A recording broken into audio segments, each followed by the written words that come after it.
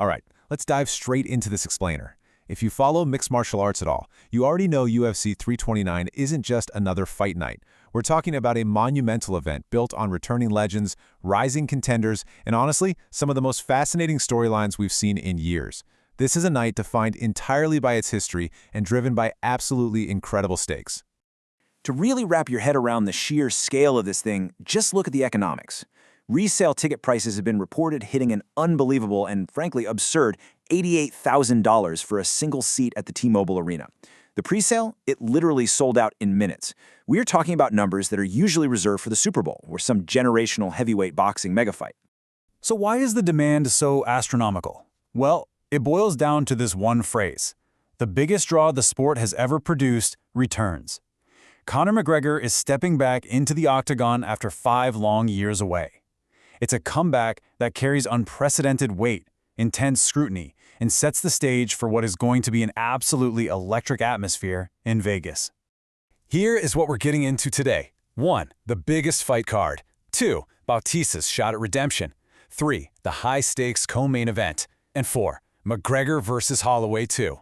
Let's get right to it. Starting off with Section 1, the biggest fight card and its unprecedented scale. Set for July 11th, 2026 at the T-Mobile Arena, this card is stacked from top to bottom. But what makes it so unique is the featured bout. It's a 170-pound, non-title main event. Now, you know that's a really unusual setup for a marquee International Fight Week headliner. Usually, championship belts are the whole focal point. But I think it perfectly reflects the massive stakes and the unique status of these specific fighters. The record-breaking ticket demand alone proves the world is going to be watching, regardless of whether a belt gets wrapped around someone's waist at the end of the night.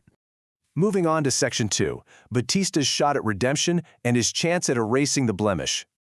The evolution of Mario Bautista is just wild. Back in 2019, he made his UFC debut on barely a week's notice. He only had 6 career fights under his belt at the time, and he suffered a brutal armbar loss to Corey Sandhagen in just 3.5 minutes. But fast forward to 2026, he is a completely different animal. He is battle-tested with 20 career fights, went on an 8-fight win streak, and even defeated Hall of Famer Jose Aldo. That unproven kid from 2019 is long gone, totally replaced by a highly seasoned contender. Bautista himself totally recognizes this evolution. He recently said, "I expect a completely different fight this time."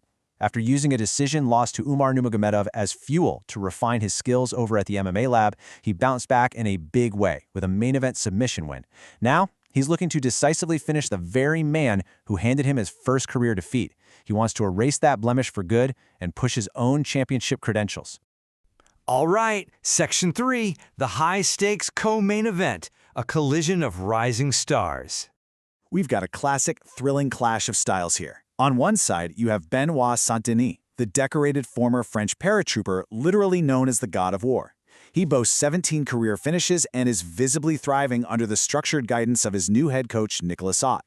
On the flip side is Paddy Pimblett, the Liverpool star sitting on an impressive 23-4 record.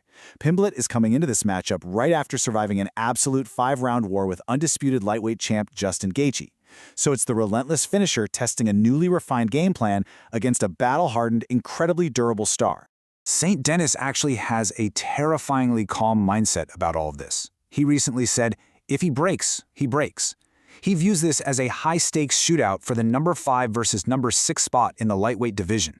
He's bringing this absolutely relentless, almost Ivan Drago-like focus to the octagon. He isn't looking past Paddy for a second. He's purely focused on executing his style and getting his hand raised in decisive fashion. Which brings us to Section 4, McGregor versus Holloway 2, a true legacy rematch. The history here is just incredible. These two fought 13 years ago when they were essentially just prospects. McGregor actually won that fight by decision, despite tearing his ACL in the middle of it.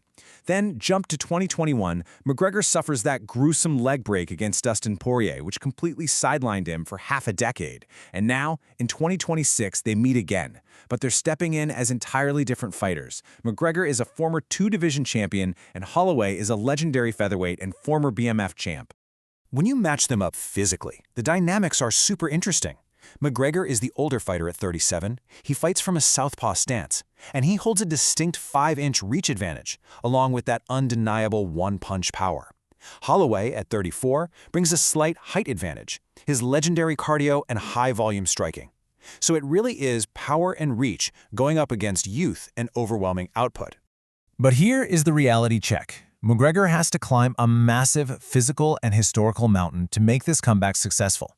He's dealing with cage rust from a 5-year layoff, he's stepping in on a surgically repaired leg, and he's fighting a guy who hasn't just been active, he's been elite. Holloway's relentless pressure and literally legendary durability make him a nightmare stylistic matchup for anyone who relies on early, explosive offense. And because of those immense obstacles, Max Holloway is sitting as a significant -218 betting favorite. Oddsmakers aren't necessarily doubting McGregor's raw talent. They're betting against the layoff, the age, and this very specific, grueling matchup. Actually, this is the longest underdog stretch of McGregor's entire UFC career. But hold on, because a huge tactical question remains for the favorite. Who exactly is Max Holloway at 170 pounds? We all know he's an absolute legend at 145, but how will his chin and his elite boxing hold up when he's carrying around 25 extra pounds? Carrying more weight can make a fighter slower, and it can potentially expose them to heavier power. That is a very dangerous prospect when you're standing across from a natural power puncher like Conor McGregor. So how does McGregor actually win this? It really boils down to 3 keys. First, he has to exploit that 170-pound weight class shift. He needs to use his comfort at this heavier frame against a guy who's moving up. Second, rely on that explosive early power to catch Holloway before the fight settles into deep waters. And third, utilize takedowns to disrupt Holloway's rhythm. You might forget, but out of McGregor's 5 career UFC takedowns, 4 of them came against Holloway back in 2013. On the flip side, Holloway's path to victory is all about making this a long, grueling night. He needs to weather the early storm, absorb or just evade McGregor's incredibly dangerous first-round power, and then pressure him heavily as they move into the championship rounds. Break him down with relentless volume. If this turns into an exhausting, high-paced fight, the odds are strongly in Max's favor. As one analyst beautifully summed it up, the most likely outcome is Holloway weathering an early McGregor surge with a genuine asterisk for McGregor's power. Experts are largely leaning toward a Holloway victory late in the fight, but everyone, and I mean everyone, acknowledges that McGregor's puncher's chance makes this an unmissable spectacle. It only takes one clean left hand to end the whole show early. Ultimately, the stakes for this explainer's finale just could not be higher. For Holloway, it's a chance to erase a 13-year-old blemish on his legendary resume. For McGregor, a win instantly reignites his championship dreams and makes his contracted April 2027 fight a massive landscape-shifting event. But a loss? That could forever change the trajectory of his remaining career, moving him away from title contention and strictly into spectacle fights. So, is this the start of a legendary comeback or the final chapter for the sport's biggest star? What do you think is going to happen when that cage door finally locks? Thank you so much for exploring this fascinating card with me today. Keep learning and enjoy the fights.